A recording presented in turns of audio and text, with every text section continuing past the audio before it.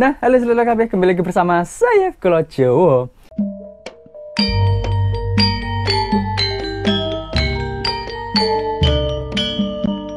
Nah, di video kali ini aku pengen bahas ya masih tentang pemagangan, orang pemagangan ya. Istilahnya masih pekerja Indonesia yang bekerja di Jepang. Jadi kalau kemarin yang sebelumnya itu kasus sampai meninggal, kalau yang sekarang ini aku pengen bahas curhatan dia. Jadi dia nge-DM aku ya lewat Instagram gitu ya. Dia cerita sebenarnya tentang pekerjaan dia ini ya. Dia itu intinya nggak betah di situ gitu ya. Nah, aku pengen ngasih tahu chatnya ke kalian, dan ini mungkin bisa untuk pembelajaran juga ya, dan bisa juga untuk kalian yang pengen ke Jepang, itu bisa untuk lebih dipersiapkan niatnya, dan bisa lebih dipersiapkan tentang apa yang nanti kalian kerjakan di sini gitu. Jadi nanti kalian kerja di sini sudah tahu dan sudah siap semua konsekuensinya, dan apapun yang terjadi dan apapun kontrak kerjanya itu kalian sudah siap gitu. Nah, kita langsung aja mulai chatnya ya. Jadi dia ngechat saya duluan sebenarnya. Jadi dia tanya, saya kan baru kerja di Jepang, kerjanya di Gemba. Cuman saya diintimidasi di sini. Terus kemarin kecelakaan kerja juga nggak ada tindakan apa-apa. Kalau Kenshuse itu nggak bisa pindah bidang ya Senpai, apa bisa gitu. Jadi dia tanya ke aku, konsultasi seperti itu ya. Sebenarnya saya juga bukan tempat untuk konsultasi, tapi bisa mungkin kalau saya tahu ya kasih tahu, yang saya nggak tahu ya saya bilang nggak tahu, seperti itu. Jadi dia mungkin di sini sudah diintimidasi dan masih bekerja di Jepang baru gitu ya. Jadi mungkin kerjanya masih masih belum terbiasa dengan pekerjaan yang di Jepang dan pekerjaan yang dia pegang saat ini gitu ya. Dan dia mungkin sudah merasa nggak nyaman di pekerjaan ini, di tempat kerja ini. Makanya dia tanya bisa pindah nggak sih, seperti itu. Jadi untuk pekerjaan pindah apa enggaknya itu kan tergantung dari kontraknya dari awal gitu ya. Kalau misalkan kontraknya dari awal itu misalkan 1 tahun atau 2 tahun atau 3 tahun, itu harus menyelesaikan itu ya, kalian harus bekerja di tempat itu gitu, nggak bisa pindah. Tapi kalau misalkan di kontrak tersebut itu tertulis kalau misalkan ada macam-macam seperti itu ya, bisa pindah atau bisa untuk dikonsultasikan kembali. Nah, itu mungkin nanti bisa untuk dikonsultasikan lagi. Nah, makanya saya bilang tadi ya, sebelum kalian kerja ke Jepang, kalian itu baca kontrak kerjanya seperti apa, dan kalian tuh tanya-tanya ke pihak kalian atau pihak program yang kalian ikuti itu. Tanya benar-benar nanti itu kayak gimana, misalkan nanti saya nggak betah atau dan lain-lain gitu. Ya walaupun itu pertanyaan yang nggak baik ya mungkin ya, belum apa-apa kok udah nggak betah gitu kan, kita nggak tahu ya, namanya kita tanya gitu ya, namanya kita tanya kan, siapa tahu gitu kan, siapa tahu. Nah, ini bukan dari saya, bukan menyalahkan dari pihak siswanya juga atau pemagangnya ini ya, dari pihak pengirimnya juga atau programnya ini harusnya memberikan penjelasan yang sedetail-detailnya gitu ya ke para pemagang ini, supaya mereka itu juga paham gitu. Jadi bukan hanya salah satu pihak saja, tapi kedua pihak ini saling pengen tahu, yang satu harus memberitahu, seperti itu ya. Kalau ini belum dikasih tahu ya dikasih tahu, kalau ini pengen tanya ya tanya dan dijawab, seperti itu. Jangan sampai diem-dieman gitu ya, yang ini ya udahlah yang penting berangkat, ya ini yang penting ya udah ya berangkat, yang penting kerja ke Jepang dapat gaji dan lain-lain gitu, tapi nggak tahu nanti setelah datang ke Jepang kejadian seperti apa gitu ya. Nah gitu, jadi sebelum kalian berangkat ke Jepang, bisa mungkin tuh kalian harus tahu kontrak kerjanya seperti apa gitu ya, harus paham. Dan pekerjaan kalian itu nanti di Jepang seperti apa, kalian harus paham. Jangan sampai nanti kalian datang ke Jepang nggak tahu pekerjaannya kayak apa, nggak tahu di kota apa, sekali-kalinya kalian kerja ke Jepang pegang hal yang nggak kalian suka, itu kan hal yang sangat menyiksa gitu kan, seperti itu istilahnya. Jadi kalian dari sebelum berangkat tuh harus disiap-siapkan gitu, supaya kalian sampai Jepang tuh udah siap mental, siap fisik, dan siap lain-lain gitu ya, istilahnya udah siap lah ya, seperti itu. Nah terus dia itu chat lagi gini, kita baca lagi. Terus dilempar ember seng, terus kena kaki sampai biru, itu gimana kalau kayak gitu ya. Sebenarnya itu nggak boleh ya, itu kan tindak kekerasan ya, sampai melempar kayak gitu ya. Kayak di videoku sebelumnya ya, yang orang Vietnam itu ya, yang sampai dipukul-pukul itu ya, sebenarnya itu penganiayaan ya, kayak gitu ya. Cuman, nah saya juga nggak paham ya di sini ya, orang Jepang tuh kayak gitu tuh seneng apa gimana, aku juga nggak paham ya. Karena dia kesel apa gimana, saya juga kurang ngerti gitu ya. Nah ini dia ngirim gambar ya, gambar kayak gini. Mungkin gambarnya nanti aku beberapa sekian detik saya nggak di blur, terus saya blur ya, takutnya nanti di ini ya sama YouTube-nya.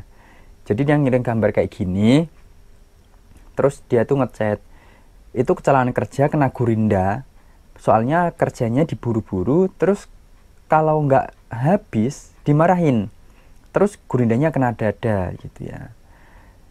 Pas itu kan pendarahan, cuma nggak diapa-apain, cuman saya pakein Hansaplast saja terus kerja lagi gitu ya. Jadi itu kecelakaan kerja kena gurinda. Setahu saya kalau gurinda itu kan ada yang dipegang ya, gurinda itu dipegang, yang alatnya dipegang, sama gurinda yang diem gitu ya. Nggak tahu ini gurindanya tuh ini lepas kena dada, atau gurindanya kena dada ini mesinnya kesalahan kerja. Itu kan kalau kesalahan kerja itu pasti dari pribadinya, dari siswanya, kalau saya bilang ya, dari siswa ini kesalahan kerjanya gitu. Karena mungkin buru-buru ya, buru-buru terus habis itu kurang terampil mungkin ya, terus kena dada gitu ya, nggak hati-hati juga. Karena mungkin masih baru juga, belum terbiasa gitu ya, jadi masih ya belum terbiasa lah, masih asing lah dengan pekerjaannya itu ya. Jadi makanya itu sebisa mungkin kalian itu bekerja di sini tuh kalian tahu yang aku bilang tadi awal ya, kalian tahu kerjanya apa. Jadi kalian kerja di sini tuh sebisa mungkin, wah saya harus udah bisa nih, istilahnya saya pernah pengalaman kerja kayak gini gitu ya. Ya memang gimana ya, kalian kan orang yang pengen kerja ke Jepang kan nggak bisa milih ya, kadang nggak bisa milih pekerjaannya apa. Walaupun bisa milih, tapi kan di tempat kerjanya kita dikerjain, di tempat kerjakan yang mempekerjakan apa, kita nggak bisa milih kadang ya, seperti itu. Sudah ditentukan nih kerjaan kamu kayak gini, kayak gitu.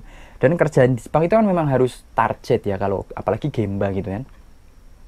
Targetnya nggak gemba aja, semua ada targetnya kerjaan itu kan, ada targetnya. Dan kalau nggak selesai kan nanti menunda waktu. Kalau untuk apa namanya kecelakaan kerja itu ya, jadi kalian kan punya kartu Hokeng ya, untuk kartu kesehatan itu ya. Nah itu tuh dipakai untuk periksa ke dokter gitu ya. Tapi harusnya kalau misalkan kecelakaan kerja kayak gini, tempat kerja atau apa ya yang memberi program kalian itu ya, yang kalian ikuti programnya, kalian bisa sodang, ini yang kayak gini enaknya kayak gimana gitu. Apakah saya harus ke rumah sakit atau harus ke klinik, atau hanya diapain aja gitu kalau misalnya kecelakaan kerja kayak gini gitu ya. Soalnya saya juga kurang paham ya kayak gitu ya. Kalau misalkan itu kan, kalau sampai kayak gitu kan harusnya ada tindakan yang harus istilahnya diberi obat gitu kan. Ya walaupun kita sendiri sebenarnya itu luka yang biasa gitu kan, seperti itu. Jangan kan itu, kalau misalkan kita kerja di Jepang aja, misalkan kita pusing gitu kan, kita suruh periksa gitu kan, padahal ya pusing biasa. Kalau di Indonesia ya sama aja, pusing-pusing biasa ya, kayak luka kayak gitu ya, luka-luka biasa yang sudah pernah kita alami, seperti itu ya. Cuman kan kita punya Hokeng ya, kita kan bayar per bulan itu dipotong gitu ya, potong untuk bayar asuransi kesehatan. Nah itu kalau kita nggak pakai, ya uang yang kita bayarkan per bulan itu nggak bakal kepake gitu kan. Ya walaupun kita pas periksa itu mengeluarkan duit gitu kan, tapi kan paling enggak kita bayarnya 30%, yang 70% sudah dari Hokengnya itu, atau sudah dari asuransinya itu gitu ya. Jadi kalau misalkan sakit, tapi kalau misalkan ya terserah kalian juga sih, kalau misalkan yang saya dikira sakitnya nggak parah gitu kan, bisa sembuh, ya udah terserah kalian gitu kan. Cuman kalau misalkan tadi sampai kecelakaan kerja itu kan ya yang hati-hati. Makanya kan gimana ya, kerja kan tiap orang beda-beda ya. Ada yang gerusa-gerusu, ada yang kayak gitu, ada yang nyantai tapi terampil gitu bisa. Tapi karena mungkin buru-buru dan kerjanya masih awam gitu ya, masih pertama kerja gitu ya, mungkin belum terbiasa aja sih. Mungkin sekarang kalau misalkan udah terbiasa, lama-lama juga mungkin udah biasa gitu ya. Nah ini cerita lagi, saya lanjut ya. Saya kerja sudah semangat banget, pokoknya waktu kerja tuh padat banget. Saya kadang sambil lari bawa alatnya berat, tapi dimarahin terus saya, walaupun bukan kesalahan saya, jadi pelampiasan. Terus kadang dorong sering, sambil bilang jamak umai. Jadi jamak umai itu artinya tuh kalian itu ganggu gitu, kalian itu ganggu aja loh gitu. Gimana ya, kalau sampai didorong itu kan gimana ya, saya juga nggak terlalu paham ya kerja di Gemba tuh gimana ya. Mungkin ya berat gitu kan di sana, karena kan tuntutan kerjanya juga berat gitu ya. Kalau kita kerjanya nggak sat gitu ya, mungkin sebagai orang senior itu pasti akan marah seperti itu ya. Walaupun kalian itu statusnya magang ya, Kensuse. Nah ini ya bedanya ya, Kensuse sama pekerja aslinya orang Jepangnya gitu ya. Walaupun kalian Kensuse statusnya, walaupun pemagang gitu ya, masih belajar gitu ya, belum dipotong, belum dihitung sendiri harusnya ya. Tapi kadang kan kalian di Jepang itu sudah dihitung, kadang sudah dilepas sendiri kerjanya. Jadi sudah banyak yang tanggung jawabnya itu dipikul sendiri. Kalau misalnya kesalahan ya itu kesalahan kita gitu. Yang harusnya kalau Kensiswa itu kan masih diikutin atau kita masih ngikut orang gitu. Masih dibimbing gitu ya selama status kita masih Kensiswa harusnya ya. Karena status kita masih belajar gitu ya. Kecuali kita statusnya udah punya sertifikat sendiri yang sudah statusnya kerja gitu ya. Nah itu kita udah tanggung jawab sendiri, apa-apa kalau ada kesalahan itu tanggung jawabnya kita. Tapi kan kalau harusnya Kensuse itu kan masih dibimbing gitu kan. Nah seperti saya bilang tadi dari awal, makanya sebelum berangkat ke Jepang itu dari bahasanya itu dimantapkan lagi gitu ya. Karena yang ngajarin juga kalau misalkan kita nggak ngerti-ngerti ya jengkel juga ya sebagai pembimbing gitu ya. Karena kan apa ya istilahnya udah diajarin bingung dari bahasanya, dari merekanya ya. Merekanya cuman orang Jepangnya hanya bisa bahasa Jepang, nggak bisa bahasa Inggris juga, apalagi bahasa Indonesia gitu kan. Merekanya juga bingung ya mau ngajarin pakai bahasa apa selain bahasa Jepang gitu. Makanya sebisa mungkin kita sebelum berangkat ke Jepang itu bahasa Jepang kita itu sudah agak mumpuni lah untuk bahasa sehari-hari gitu ya. Walaupun dasar, nanti kan lama-lama kita akan berkembang bahasa Jepangnya. Tapi kan jangan sampai nol banget yang nggak tahu banget gitu ya. Kasihan juga orang Jepangnya gitu ya. Gitu. Saya dulu pernah kerja ada junior nih datang, orang Jepang bukan orang kita ya, orang Jepang. Dia baru masuk dan baru kerja, dan dia itu masih istilahnya tuh masih bekerja tuh masih sekali itu. Sebelumnya dia sekolah terus lulus, masih baru bekerja gitu ya. Dan sekolah yang dia ambil sama pekerjaannya itu berbeda. Ini sedikit cerita ya. Memang kalau misalkan dia itu diajarin nggak ngerti-ngerti, kitanya itu jengkel gitu loh. Apalagi ya saya sebagai orang asing, dia orang Jepang, harusnya dia orang Jepang kan lebih mengerti harusnya ya dengan bahasa Jepang, yang sudah ngerti bahasanya. Tinggal pekerjaannya ini dibiasakan gitu. Ya kalau misalkan masih seminggu, 2 minggu, 1 bulan masih mending lah. Tapi kalau misalkan 1 bulan, 2 bulan, 3 bulan kok nggak ngerti-ngerti gitu kan, kita sebagai yang sudah senior itu ya kita emosi gitu loh. Jadi mungkin jamak di sini tuh mungkin dia karena masih di situ baru gitu ya. Jadi ada kamu sama enggak tuh sama aja gitu. Ada kamu di situ malah ganggu gitu. Jadi saya pernah mungkin kalau saya jadi seniornya dia, ini dikaitkan dengan pekerjaan saya yang saya menjadi senior, ada junior baru tadi. Jadi ada kamu tuh malah ganggu gitu. Kamu kerja juga belum bisa, terus dikasih tahu ya iya aja gitu ya. Yang ngerjain tapi kerjanya tuh nggak sama sekali nggak membantu gitu. Jadi kalau misalkan kerjaan itu nggak selesai, kerjaan itu kan jadi menimpa ke kita gitu. Harusnya misalkan dibagi 2 orang, yang ini nggak bisa, kerjanya harus ke kita gitu. Jadi kan membebankan pekerjaan itu kepada orang lain. Jadi mungkin seniornya itu ya saya juga nggak bisa menyalahkan anak ini juga, karena statusnya Kensuse juga harusnya masih bisa dibimbing gitu ya. Jangan dimarah-marahin aja. Ya walaupun saya sebagai orang asing dulu dimarah-marahin juga, tapi kan saya tahulah perasaan kayak gitu ya. Nah, harusnya kan makanya itu bahasa Jepang itu penting banget. Karena kalau kita tahu dari awal, kita bisa ngikutin gitu ya. Bisa ngikutin untuk keterampilan, mungkin kan itu dari pribadi kita sendiri ya. Keterampilan mungkin kalau udah terbiasa ya lama-lama bisa gitu ya. Gitu. Tapi kalau bahasa nggak diasah-asah ya nggak bisa gitu ya. Karena kan bahasa itu sebenarnya awal gitu ya. Awal dari bekerja kalau misalnya kita di luar negeri seperti itu. Nah, terus saya tanyakan, di sana tuh ada orang luarnya nggak, orang Indonesianya lah seperti itu. Kalau orang Indonesianya nggak ada ya, tapi kalau orang luarnya ada 2 orang. Terus orang Kamboja kabur dari sini katanya. Nah, kabur ini kan berarti kan sebuah apa istilahnya ya, alasan kenapa dia kabur ini pasti sudah nggak betah dari perusahaan tersebut. Mungkin nggak betahnya dari pekerjaannya atau dari lingkungan apa ya, orang pekerjaannya itu gitu. Ninggeng kangkenya ya, apa komunikasinya atau orangnya itu nggak ramah ke kita, itu yang membuat kita nggak nyaman gitu. Sebenarnya kalau kerja itu sebenarnya rekan kerjanya. Kalau rekan kerjanya nyaman, walaupun kerjanya berat, itu nyaman-nyaman aja kerja. Tapi kalau misalkan kita kerjanya ringan, tapi tekanan dari teman kerja gitu kan, nggak enak gitu kan. Sebenarnya lebih enak capek badan daripada capek hati. Iya, ini kata-kata yang sebenarnya aku pernah ngerasain juga yang kayak gini ya. Mending aku tuh capek badan gitu ya, tapi pikiran plong gitu. Maksudnya udah kerja selesai itu udah, nggak kerjanya ringan tapi kita dibawa hati sampai pulang gitu. Nah itu bikin stres gitu ya. Misalkan nanti yang stres kayak gini, jangan sampai kasus yang sebelumnya ya, sampai bunuh diri itu ya. Kita lanjut ya.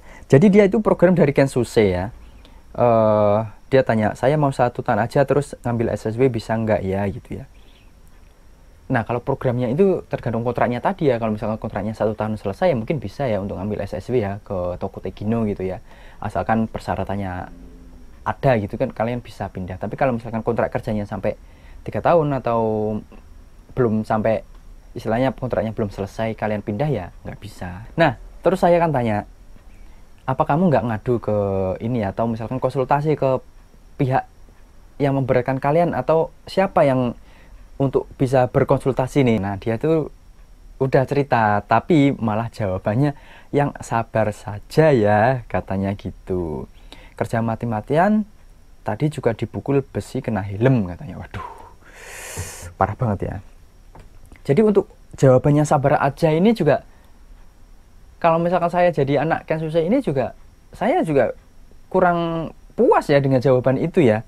Terus dipukul besi kena helm. Nah ini aku juga nggak tahu ya, kayak gini itu kejadian di Gemba tuh banyak banget kayak gini ya, karena mungkin tuntutan kerjaannya juga berat, banyak, harus cepet gitu ya. Makanya yang emosi, yang kalau nggak kerjanya nggak cepet mungkin ya emosi gitu ya, juga nggak paham ya. Mungkin yang kerja di Gemba atau kerja di di Gemba atau di pabrik-pabrik di Jepang gitu ya, misalkan yang dapat perlakuan kayak gini bisa komentar atau DM di Instagram saya di sini ya. Atau misalkan kalian sudah jadi senior nih ya, yang sudah jadi senior, mungkin bisa dijelaskan kenapa bisa melakukan hal-hal kayak gini. Atau kalian juga misalkan yang sudah jadi senior, kayak apa perasaannya misalkan punya junior seperti itu loh. Kalau di Gemba mungkin nanti bisa sharing-sharing bareng aku ya, karena aku kan ya, saya walaupun belum lama kerja di sini ya, tapi saya pernah jadi, walaupun kerjaan kita mungkin beda, mungkin bisa sharing-sharing kita sebagai senior yang punya junior tuh seperti apa gitu ya. Mungkin bisa di sharing-sharingnya biar orang yang awam ini masih pengen kerja ke Jepang, biar paham nanti setelah kerja ke Jepang itu mereka tuh sudah nggak oh aku pernah dengar cerita kayak gini, jadi sudah nggak kaget lagi seperti itu loh gitu. Terus ini lanjut lagi ya. Iya, sama ngomong gini. Nah ini kan saya tanya kan, yang tadi yang lanjutin yang tadi, kenapa nggak lapor ke pihak yang itu gitu ya.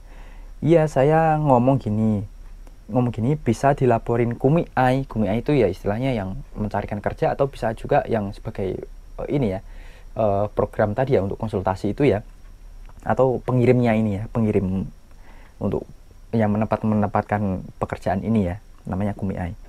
Tapi kalau case-nya tegur, nanti bisa-bisa aku kerjanya lebih dibikin stres.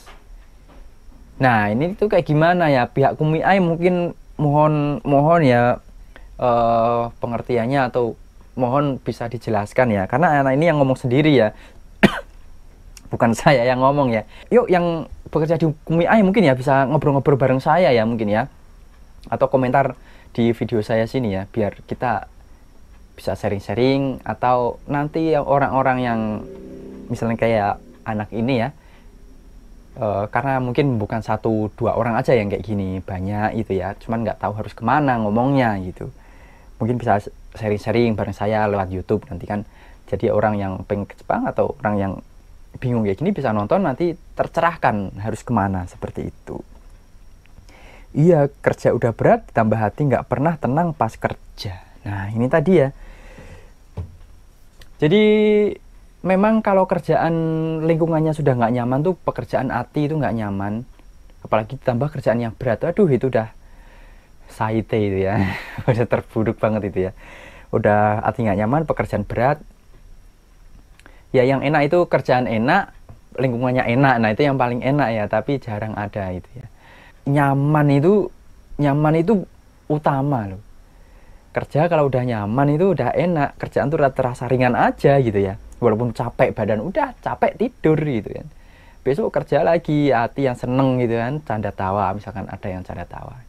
Udah, tapi kalau udah kerja merengut aja, nggak pernah sapa-sapaan gitu ya, kerjaan berat, aduh itu udah sampai rumah itu mau kerja, mau berangkat kerja itu bangun, aduh besok ketemu orang ini lagi, kerja ini lagi, aduh rasanya tuh berat banget gitu ya. Tapi kalau kerjaan berat itu, kalau lingkungannya nyaman udah enak aja. Oh besok ketemu orang ini kita bisa guyonan lagi gitu ya. Jadi kerja di Jepang tuh memang harus benar-benar kalian tahu gitu ya, nggak hanya dunia yang menyenangkan saja yang kalian lihat di media sosial, tapi ya hal-hal yang kayak gini nih sudah sering terjadi dan nggak terekspos saja, seperti itu. Nah mungkin itu aja yang bisa aku share untuk kali ini ya, semoga bermanfaat buat kalian yang masih pengen kerja ke Jepang. Tetap semangat, niatnya dimantepin lagi, bahasanya diperbaikin lagi, dan hal-hal yang kalian nggak tahu tolong ditanyakan lagi sedetail mungkin, supaya kalian itu misalkan sudah datang ke Jepang sudah punya bekal gitu ya, seperti itu. Nah gitu aja, semoga bermanfaat. Jangan lupa like, subscribe, dan share. Wassalamualaikum warahmatullahi wabarakatuh. Bye bye.